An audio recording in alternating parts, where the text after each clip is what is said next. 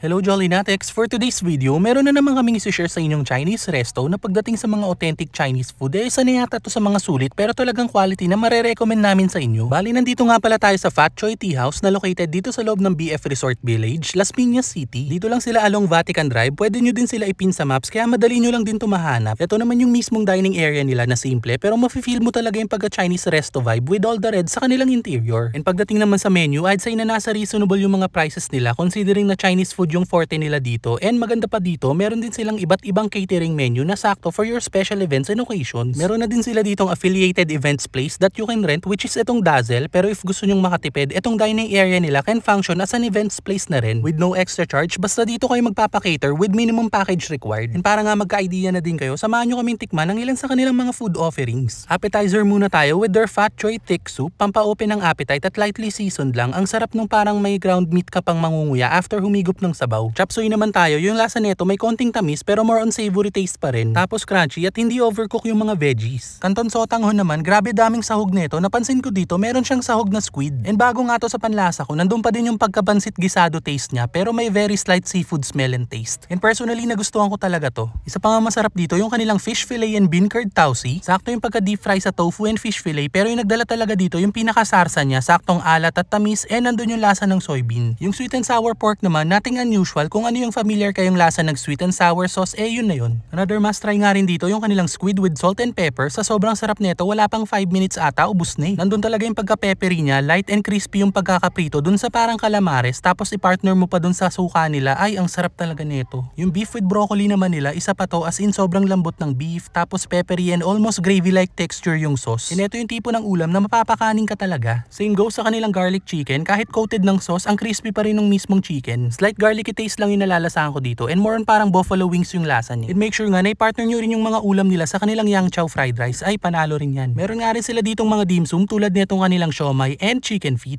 Yung siomai nila was meaty, lasang homemade, and a bit sweet yung feeling, and hindi makapal yung mismong wrapper. Yung chicken feet naman, kalas na sa buto yung lambot, pero pagdating sa lasa, medyo light lang yung pagkakatimpla nila dito. Highly recommended nga rin to kanilang fresh lumpia, hindi tinipid sa sahog, kaya talagang busog ka dito. And yung pinaka-sauce neto, talagang panalo, solid yan. Sarap nga rin itong buchi nila, medyo toasted yung outer part, pero pag kinagat mo na, malambot yung loob, tapos yung ube cream feeling, parang milky na ube halaya yung lasa, basta masarap. Nagbebenta nga rin sila dito ng mga frozen homemade products tulad ng mga dumplings, Shanghai, meatball, kikiam at marami pang iba. They also make their own recipe ng chili sauce, bagoong alamang, suka, and toasted garlic.